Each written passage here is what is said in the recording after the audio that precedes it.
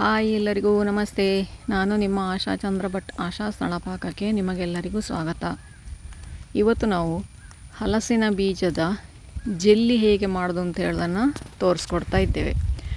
ಸುಲಭವಾಗಿ ಮಾಡಿಕೊಳ್ಬೋದು. ಒಂದು 8-10 ಬೀಜ ಇದ್ದರೆ ಆರಾಮಾಗಿ ಒಂದು ಸಾಯಂಕಾಲದ ತಿಂಡಿಗೆ ಆಗುವಷ್ಟು ಮಾಡಿ. ತುಂಬ ದಿನ ಉಳಿಯುವಂತಹದ್ದಲ್ಲ, ತೆಗೆದಿಡುವಂತಹ ಸ್ವೀಟ್ ಅಲ್ಲ ಇದು. ಆವಾಗ ಬಿಸಿ ಬಿಸಿಯಾಗಿ ಮಾಡಿ ತಿನ್ನುವಂತಹ ಸ್ವೀಟ್ ಇದು. ಅಥವಾ ನೀವು 1 ಅಥವಾ 2 ದಿನ ಫ್ರಿಜ್ಜಲ್ಲಿ ಇಟ್ಟು ಉಪಯೋಗಿಸಿಕೊಳ್ಬೋದು. ಅದಕ್ಕಿಂತ ಜಾಸ್ತಿ ದಿನ ಇದು ಉಪಯೋಗಿಸ್ಲಿಕ್ಕೆ ಆಗೋದಿಲ್ಲ.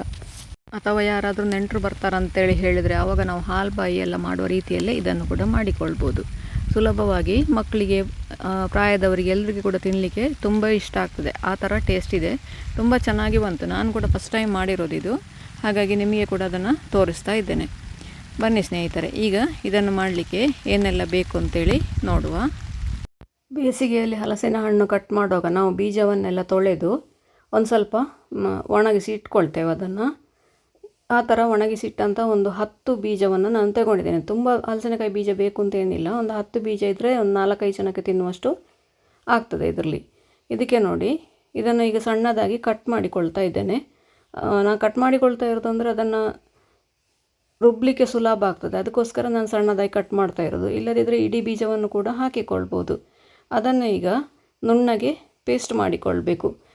ಅದರ ಜೊತೆಗೆ ನಾನಿಲ್ಲಿ 3 ಟೇಬಲ್ ಸ್ಪೂನಷ್ಟು ಅಕ್ಕಿ ಹುಡಿ ಹಾಕಿಕೊಳ್ತಾ ಇದ್ದೇನೆ. ನೀವು ಕಾರ್ನ್ ಹುಡಿ ಕೂಡ ಹಾಕಿಕೊಳ್ಬೋದು. ಇದರ ಬದಲಿಗೆ ನಾನು ಅಕ್ಕಿ ಹುಡಿಯನ್ನೇ ಹಾಕಿಕೊಳ್ತಾ ಇದ್ದೇನೆ.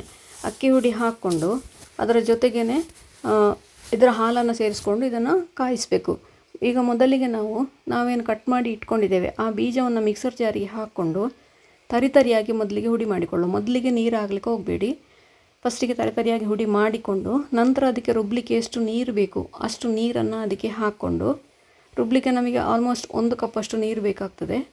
ಸ್ವಲ್ಪ ದೊಡ್ಡ ಮಿಕ್ಸರ್ ಜಾರಿಗೆ ಹಾಕ್ಕೊಂಡು ಅದನ್ನು ಪೇಸ್ಟ್ ಮಾಡಿಕೊಳ್ಳಿ. ಆವಾಗ ನಿಮಗೆ ಬೇಕಾದಷ್ಟು ನೀರು ಹಾಕ್ಲಿಕ್ಕೆ ಆಗ್ತದೆ. ನಾನು ಸ್ವಲ್ಪ ಸಣ್ಣ ಮಿಕ್ಸರ್ ಆಯಿತು ತಗೊಂಡದ್ದು, ಹಾಗಾಗಿ ಒಂದು ಸ್ವಲ್ಪ ಕಷ್ಟ ಆಯಿತು ಅದನ್ನು ರುಬ್ಬಲಿಕ್ಕೆ. ದೊಡ್ಡ ಮಿಕ್ಸರ್ ಜಾರಿಗೆ ಹಾಕ್ಕೊಂಡ್ರೆ ಈ ಥರ ಸುಲಭವಾಗಿ ಅದನ್ನು ನೀರು ಸೇರಿಸ್ಕೊಂಡು ಸೋಸಿಕೊಳ್ಬೋದು. ನುಣ್ಣಗೆ ಪೇಸ್ಟ್ ಮಾಡಿಕೊಂಡು ಒಂದು 2-3 ಕಪ್ಪಷ್ಟು ನೀರು ಹಾಕಿಕೊಳ್ಬೇಕು. ಇಲ್ಲಿ ನೀರಿನ ಪ್ರಮಾಣ ಕೂಡ ಕರೆಕ್ಟಾಗಿ ಇರಬೇಕು, ಇಲ್ಲದಿದ್ದರೆ ನಿಮ್ಮ ಜೆಲ್ಲಿ ಸರಿಯಾಗಿ ಬರುವುದಿಲ್ಲ.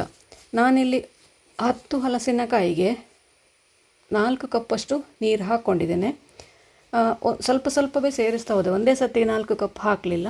ಸ್ವಲ್ಪವೇ ಅದನ್ನು ಈ ಥರ ಸೋಸಿ ಸೇರಿಸ್ತಾ ಹೋದದ್ದು. ಟೋಟಲ್ ಎಲ್ಲ ಆಗುವಾಗ ಒಟ್ಟಿಗೆ 4 ಕಪ್ಪಷ್ಟು ನೀರು ಆಯಿತು. ಅದಕ್ಕೆ 10 ಹಲಸಿನ ಬೀಜಕ್ಕೆ 4 ಕಪ್ಪಷ್ಟು ನೀರು ಬೇಕಾಗ್ತದೆ ನೋಡಿ. ಪುನಃ ಅದಕ್ಕೆ ನೀರು ಹಾಕ್ಕೊಂಡು ಇನ್ನೊಮ್ಮೆ ರುಬ್ಬಿಕೊಂಡ್ರೆ ಅದರಲ್ಲಿ ಇರುವ ಉಳಿದ ಹಾಲು ಕೂಡ ಬರ್ತದೆ.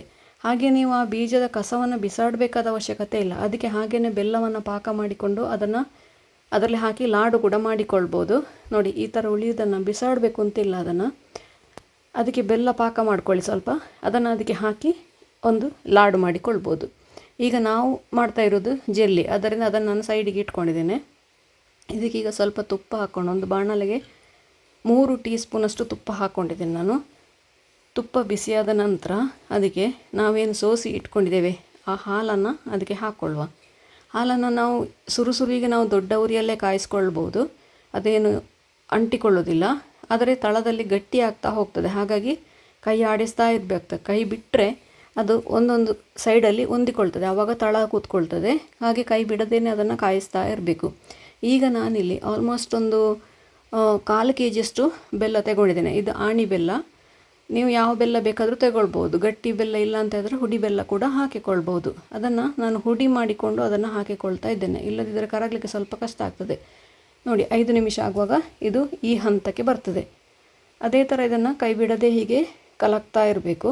ಈಗ ಇದಕ್ಕೆ ಇಷ್ಟು ಗಟ್ಟಿ ಆದಾಗ ಇದಕ್ಕೆ ನಿಮಗೆ ಸ್ವೀಟಿಗೆ ಎಷ್ಟು ಬೆಲ್ಲ ಬೇಕು, ಹದ ಬೇಕಾದವರು ಇಷ್ಟು ಬೆಲ್ಲ ಹಾಕಿದರೆ ಸಾಕಾಗ್ತದೆ. ತುಂಬ ಸ್ವೀಟ್ ಬೇಕು ಅಂತ ಹೇಳೋರು ಅರ್ಧ kg ಬೆಲ್ಲ ಹಾಕ್ಬೋದು ಇದಕ್ಕೆ. ನಮ್ಮಲ್ಲಿ ಒಂದು ಸ್ವಲ್ಪ ಸ್ವೀಟ್ ಸ್ವಲ್ಪ ಕಡಿಮೆ, ಹಾಗಾಗಿ ನಾನು 1/4 kg, ಅಂದಾಜೊಂದು 1/4 kg ಅಷ್ಟು ಹಾಕ್ಕೊಂಡಿದ್ದೇನೆ. ಹಲಸಿನ ಬೀಜ ತುಂಬಾ ಹೆಲ್ತ್ ಬೆನಿಫಿಟ್ ಇರುವಂತಹದ್ದು, ಹಾಗೆಯೇ ತುಂಬಾ ಪೋಷಕಾಂಶಗಳಿಂದ ಸಮೃದ್ಧವಾಗಿರುವಂತಹದ್ದು. ಇದನ್ನು ಬೇಯಿಸಿ ಕೂಡ ತಿನ್ಬೋದು ಅಥವಾ ಬೇರೆ ಬೇರೆ ಖಾದ್ಯಗಳಲ್ಲಿ ಕೂಡ ಇದನ್ನು ಬಳಸಿಕೊಳ್ಬೋದು. ಇದರಲ್ಲಿ ತುಂಬ ಪೋಷಕಾಂಶಗಳಿದೆ. ಪ್ರೋಟೀನ್ ಇದೆ, ವಿಟಮಿನ್ ಇದೆ, ಕ್ಯಾಲ್ಸಿಯಂ ಇದೆ, ಪೊಟ್ಯಾಷಿಯಮ್ ಇದೆ, ಹಾಗೆಯೇ ಸತು, ಕಬ್ಬಿಣದ ಅಂಶ, ತುಂಬ ಪೋಷಕಾಂಶಗಳಿದೆ ಇದರಲ್ಲಿ. ಇದಕ್ಕೆ ನೋಡಿ, ಈ ಹಂತದಲ್ಲಿ ನೀವು ಒಂದು ಆಗಲೇ ನಾವು 3 ಟೀ ಸ್ಪೂನಷ್ಟು ಹಾಕಿದ್ದೇವೆ. ಈಗ ಪುನಃ ಒಂದು 2 ಟೇಬಲ್ ಸ್ಪೂನಷ್ಟು ಹಾಕ್ಕೊಂಡು ತಳ ಬಿಡುವವರೆಗೆ ಇದನ್ನು ಕಾಯಿಸಿಕೊಳ್ಬೇಕು. ಹಲಸಿನ ಬೀಜದಲ್ಲಿ ಕಾರ್ಬೋಹೈಡ್ರೇಟ್ ಹಾಗೂ ಬಿ ಕಾಂಪ್ಲೆಕ್ಸ್ ಜೀವಸತ್ವ ಜಾಸ್ತಿ ಇರೋದ್ರಿಂದ ನಿಮಗೆ ಜೀರ್ಣಶಕ್ತಿಯನ್ನು ಕೂಡ ಕೊಡ್ತದೆ. ಹಾಗೆ ಇದು ಕೂದಲಿನ ಆರೋಗ್ಯಕ್ಕೆ ಕೂಡ ತುಂಬ ಒಳ್ಳೆಯದು. ಕೂದಲು ಉದುರುವುದನ್ನು ಕೂಡ ತಡೀತದೆ ಅಂತೇಳಿ ಹೇಳ್ತಾರೆ. ಚರ್ಮದ ಆರೋಗ್ಯಕ್ಕೆ ಕೂಡ ಇದು ತುಂಬ ಒಳ್ಳೆಯದು. ನೋಡಿ, ಇದೀಗ ಕುದೀತಾ ಉಂಟು, ಆಲ್ಮೋಸ್ಟ್ ಕುದೀತಾ ಬಂತು. ಅಷ್ಟರೊಳಗೆ ನೀವು ಈ ಥರ ಸಣ್ಣ ಸಣ್ಣ ತಟ್ಟೆಗಳಿಗೆ ತುಪ್ಪ ಸವರಿ ಇಟ್ಕೊಂಡ್ರೆ ಅದನ್ನು ಹಾಕಲಿಕ್ಕೆ ಸುಲಭ ಆಗ್ತದೆ. ನೋಡಿ, ಇದು ಜೆಲ್ಲಿ ಯಾವ ಹಂತಕ್ಕೆ ಬರಬೇಕು ಅಂತ ಹೇಳ್ಕೊಂಡು ನೋಡಿ, ಈ ಥರ ಸೌಟಿಂದ ಬೀಳಬಾರ್ದು, ಸೌಟಿಗೆ ಹಿಡ್ಕೊಂಡಿರಬೇಕು. ಹಾಗೆಯೇ ಹಾಕುವಾಗ ನಿಮಗೆ ಅದು ನೋಡಿ ಎಷ್ಟು ನೀಟಾಗಿ ಬೀಳ್ತದೆ ಅಂತೇಳಿ. ಈ ಥರ ಬೀಳುವಾಗ ಅದನ್ನು ತೆಗಿಬೇಕು. ಹಾಗೆ ತುಂಬ ಕಾಯಿಸ್ತಾ ಹೋದರೆ ಅದು ಇನ್ನೂ ಒಂದು ಅರ್ಧ 1 ಗಂಟೆ ಕಾಯಿಸಬೇಕಾಗ್ತದೆ. ಆವಾಗ ಅದು ಹಲ್ವಾ ಆಗ್ತದೆ. ಈ ಹಂತದಲ್ಲಿ ತೆಗೆದ್ರೆ ಇದು ಜೆಲ್ಲಿ ಹಾಗೆ ಸಾಫ್ಟಾಗಿ ತಿನ್ನಲಿಕ್ಕೆ ಸಿಗ್ತದೆ ನಿಮಗೆ. ನಮ್ಮ ರುಚಿಯಾದ ಹಲಸಿನ ಬೀಜದ ಜೆಲ್ಲಿ ರೆಡಿ ಆಯಿತು. ಇದನ್ನು ಹೀಗೇ ಒಂದು ಅರ್ಧ ಗಂಟೆ ಬಿಟ್ಟರೆ ನೋಡಿ ತಣ್ಣಗಾಗಿ ಹೀಗೆ ರೆಡಿ ಆಗ್ತದೆ. ಇದೀಗ ನಾನು ಅರ್ಧ ಗಂಟೆಯ ನಂತರ ಕಟ್ ಮಾಡ್ತಾ ಇರೋದು. ಇದನ್ನು ನೋಡಿ ನೀಟಾಗಿ ನಿಮಗೆ ಯಾವ ಶೇಪಿಗೆ ಬೇಕೋ ಆ ಶೇಪಿಗೆ ಕಟ್ ಮಾಡಲಿಕ್ಕೆ ಬರ್ತದೆ. ಸಣ್ಣ ಬೇಕಾದರೆ ಸಣ್ಣ, ಸ್ಕ್ವೇರ್ ಬೇಕಾದರೆ ಸ್ಕ್ವೇರ್, ಡೈಮಂಡ್ ಬೇಕಾದ್ರೆ ಡೈಮಂಡ್ ಶೇಪ್, ನಿಮಗೆ ಯಾವ ಶೇಪ್ ಬೇಕೋ ಆ ಶೇಪಿಗೆ ಅದನ್ನು ಕಟ್ ಮಾಡಿಕೊಳ್ಬೋದು. ನೀಟಾಗಿ ಚಾಯದ ಹೊತ್ತಿಗೆ, ಅಂದರೆ ನೀವೊಂದು 3 ಗಂಟೆಗೆ ಇದನ್ನು ಶುರು ಮಾಡಿದರೆ 4 ಗಂಟೆ ಅಷ್ಟೊತ್ತಿಗೆ ಚಹಾ ಟೈಮಿಗೆ ಅದು ರೆಡಿ ಆಗ್ತದೆ. ಇಲ್ಲ ನೀವು ಬೆಳಿಗ್ಗೆ ಕೂಡ ಟೈಮ್ ಇರುವಾಗ ಮಾಡಿ ಇಟ್ಕೊಳ್ಬೋದು. ನೋಡಿ, ನಮ್ಮ ರುಚಿಯಾದ ಹಲಸಿನ ಬೀಜದ ಜೆಲ್ಲಿ ರೆಡಿ ಆಯಿತು. ಇದನ್ನು ಮಾಡಲಿಕ್ಕೆ ಒಂದು ಅರ್ಧ ಗಂಟೆ ಟೈಮ್ ಸಾಕಾಗ್ತದೆ. ಹೆಚ್ಚಿನ ಸಮಯ ಕೂಡ ಬೇಕಾಗೋದಿಲ್ಲ. ನಾವು ಬೇರೆ ಕೆಲಸ ಮಾಡುವಾಗ ಇನ್ನೊಂದು ಒಲೆಯಲ್ಲಿ ಕೂಡ ಇದನ್ನು ಮಾಡಲಿಕ್ಕೆ ಇಟ್ಕೊಳ್ಬೋದು.